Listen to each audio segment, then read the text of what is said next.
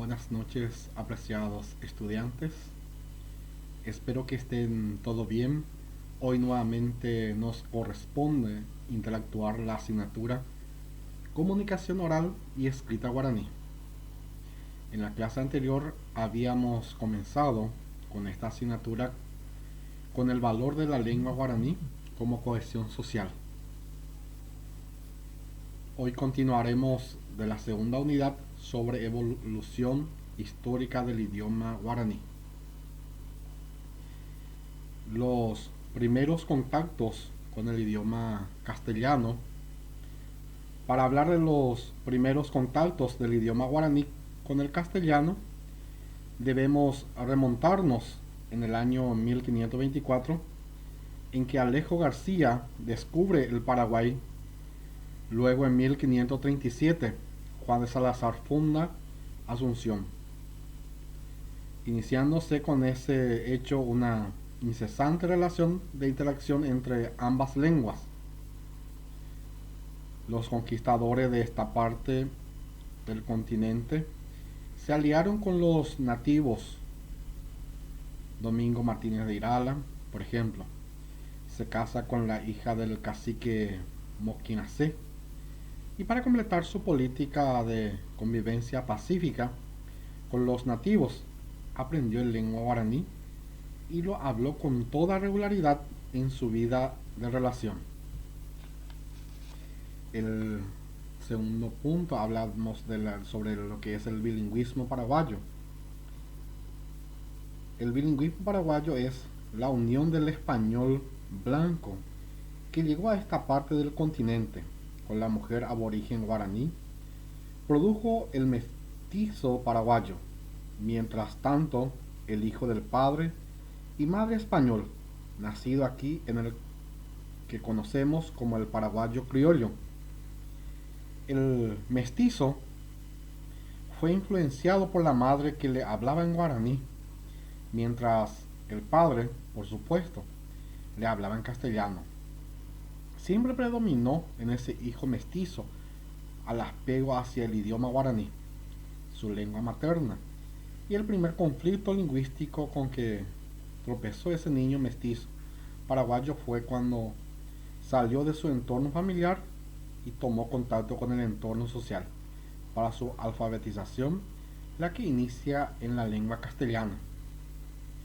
En ese sentido, el paraguayo criollo no tenía inconvenientes, ya que su lengua materna siempre fue el castellano. El problema se planteaba con el paraguayo mestizo, al pretenderse alfabetizarlo en una lengua que no era su idioma materno. Así, de este contacto de dos lenguas, de su interacción permanente y de sus recíprocas interferencias, nace con el mismo paraguayo nuestro bilingüismo, con la característica apuntada. La época colonial. En esta época tuvieron su participación muy importante, por cierto, tanto los franciscanos como los jesuitas, miembros de la Compañía de Jesús, fueron los que más contribuyeron para la difusión del idioma guaraní entre los españoles. En el año 1600, cuando llegaron aquí los primeros jesuitas, Simón Maceta y José Cataldino, el idioma guaraní era hablado desde las costas del Caribe, gran parte del Brasil, Uruguay, Paraguay, Corrientes actual, hasta los contrafuertes andinos, a orillas del Parapití, donde habitan los chiriguanos.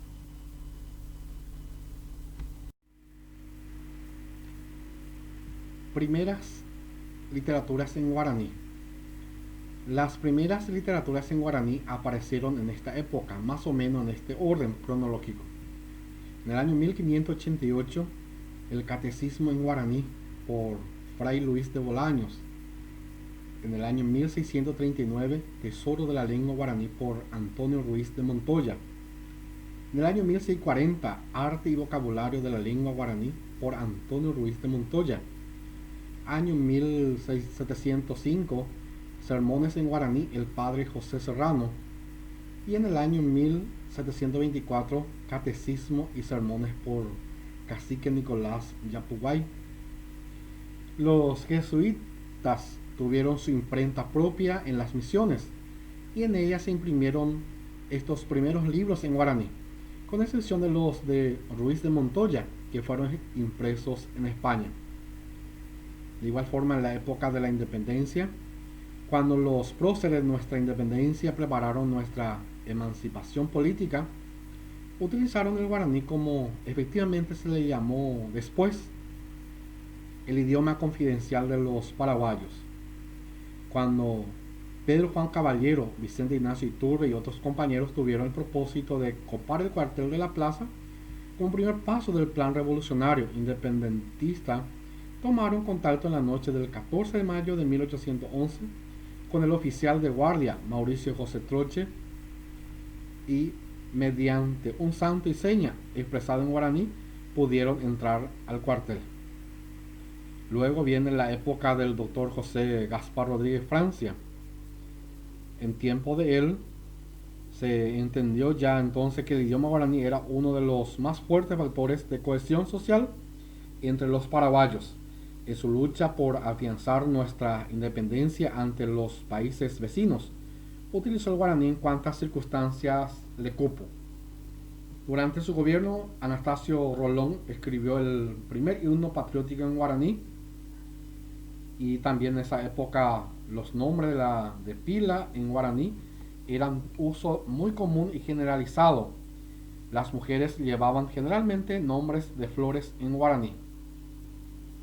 Sigue la historia de la evolución del idioma guaraní durante la guerra contra la Triple Alianza.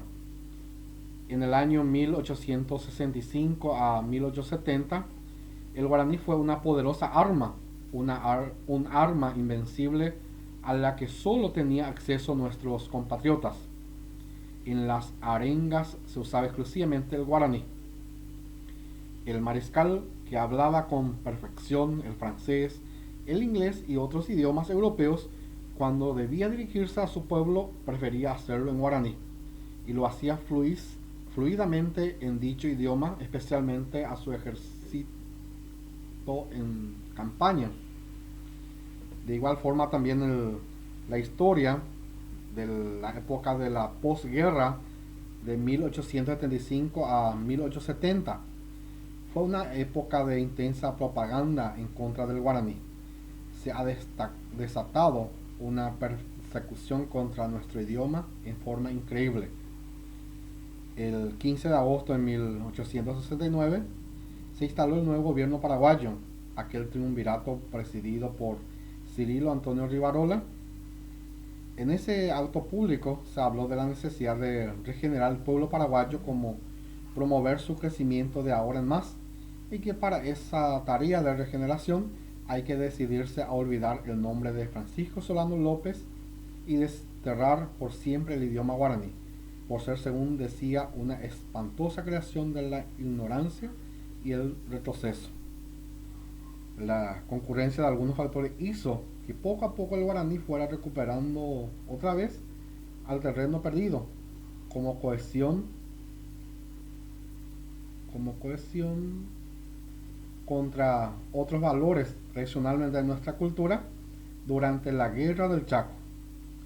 De igual forma también da la lección en el sentido de que nosotros los paraguayos no podemos ni debemos deshacernos de nuestro idioma autónomo.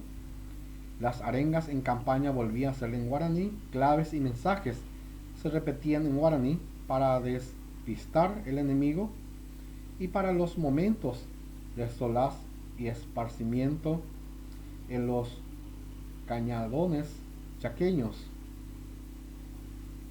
Las canciones típicas de inspiración folclórica, tales como Che la Reina, Roja Silva Recabo, 13 Tuyutí, Retempe Pijaré y otras, enardecía el ánimo del soldado paraguayo.